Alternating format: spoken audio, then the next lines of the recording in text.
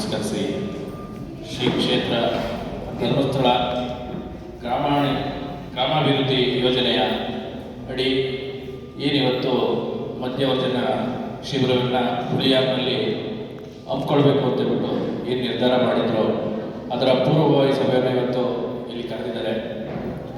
ನನ್ನನ್ನು ಕೂಡ ಆಹ್ವಾನ ಮಾಡಿದರು. ಈ ಕಾರ್ಯಕ್ರಮಕ್ಕೆ ಬಂದೆ.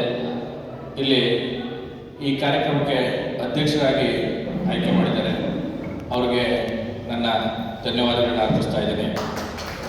ಹಾಗೆ ಈ ಮಧ್ಯವರ್ಜನ ಶಿಬಿರಕ್ಕೆ ನಾವೆಲ್ಲ ಬರೋದಲ್ಲ.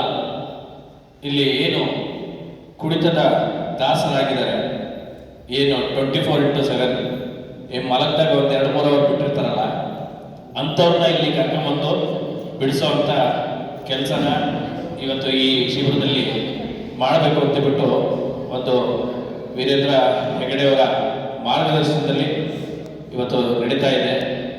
ಈ ಕಾರ್ಯಕ್ರಮನ ಯಶಸ್ವಿಯಾಗಿ ನಡೆಸೋಣ.